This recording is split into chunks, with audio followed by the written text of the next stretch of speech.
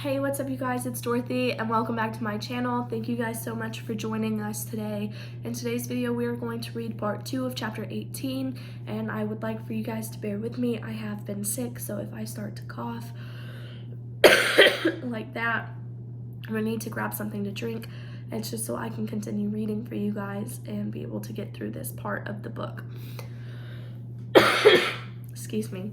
Anyways, in today's video, like I said, we're going into part 2 of chapter 18, so let's get right into this video. This video may contain sensitive topics and foul language. If you do not wish to continue, please click off of the video now. You have been warned.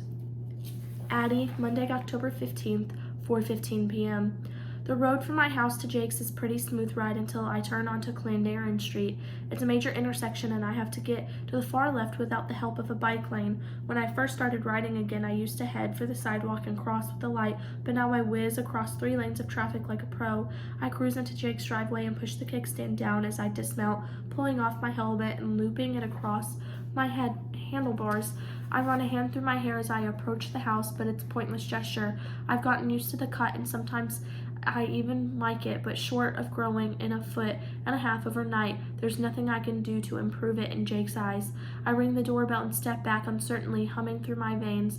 I don't know why I'm here or what I'm hoping for. The door clicks and Jake pulls it open. He looks the same as ever, tousled hair and blue-eyed, in a perfectly fitted t-shirt that shows off his football season workouts to great effect. Hey, come in.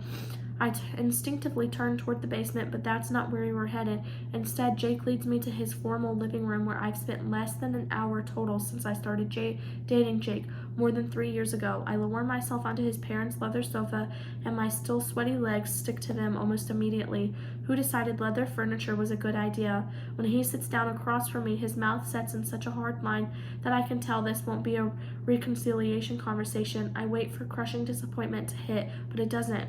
So you ride a bike now, he asks. All of the conversations we could have. I'm not sure why he's starting with this one. I don't have a car, remind him. And excuse me. And he used to drive me everywhere. He leans forward with his elbows on his knees, such a familiar gesture that I almost expect him to start chatting about football season like he would have a month ago. How's the investigation going? Cooper never talks about it anymore. You guys still are under the gun or what?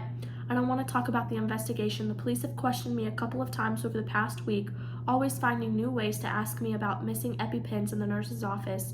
My lawyer tells me the repetitive questioning means the investigation's going nowhere. Not that I'm the main suspect. It's none of Jake's business, though, so I tell him a stupid made-up story about how the 4 of us saw Detective Wheeler eating an entire plate full of donuts in the interrogation room. Jake rolls his eyes when I'm done, so basically they're getting nowhere. Browen's sister thinks people should be looking at Simon more, I say. Why Simon? He's dead, for crying out loud. Because it might turn up suspects that the police haven't thought of yet. Are there people who have had a reason for wanting Simon out of the picture? Jake blows out an annoyed sigh and flings an arm across the back of his chair. Blame the victim, you mean? What happened to Simon wasn't his fault. If people didn't pull such sneaky bullshit moves about that would have never even existed. He narrows his eyes at me. You know that better than anyone. Still doesn't make him a great guy. I counter with a stubbornness that surprises me. About that hurt a lot of people. I don't understand why he kept it up for so long. Did he like people being afraid of him? I mean, if you were friends with him growing up, right? Was he always that way? Is that why you stopped hanging out? Are you doing Browen's investigative work for her now? Is he sneering me? I'm curious as she is. Simon's kind of a central figure in my life now. He snorts. I didn't invite you here to argue with me. I stare at him, searching for something familiar in his face. I'm not arguing. We're having a conversation. But even as I say it, I try to remember the last time I talked to Jake and didn't agree 100% with whatever he said. I can't come up with a thing. I reach up and play with the back of my earring, pulling it until it almost comes off and then sliding it on again. It's a nervous habit I've deployed now that I don't have hair to wind around my fingers. So why did you invite me here? His lips curls as his eyes flick away from me. Leftover concern, I guess. Plus, I deserve to know what's happening. I keep getting calls from reporters, and I'm sick of it. He sounds like he's waiting for an apology, but I've already given enough of those. So am I. He doesn't say anything, and as silence falls, I'm acutely aware of how loud the clock over his fireplace is. I count 63 ticks before I ask, will you ever be able to forgive me?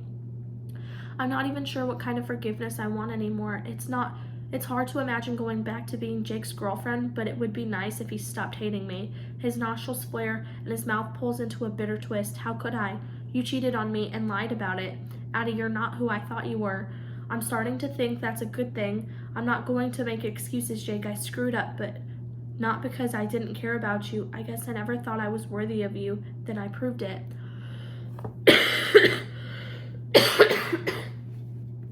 His cold gaze doesn't waver. Don't play the poor me card, Addie. You knew what you were doing.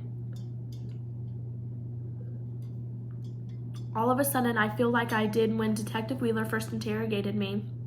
I don't have to talk to you. Jake might be getting satisfaction from picking at the scab of our relationship, but I'm not. I stand up, my skin making a faint peeling sound as it unsticks from the sofa. I'm sure I've left two thigh-shaped imprints behind. Gross, but who cares anymore? I guess I'll see you around. I let myself out and climb onto my bike, putting on my helmet. As soon as it's clipped tight, I push the kickstand and I'm pedaling hard down Jake's driveway. Once my heart finds a comfortable pounding rhythm, I remember how it almost beat out of my chest when I confessed to cheating on Jake. I'd never felt so trapped in my life. I thought I'd feel the same way in his living room today, waiting for him to tell me again I'm not good enough. But I didn't, and I don't. For the first time in a long time, I feel free. That's the end of part 2. I will see you guys in part 3. Bye.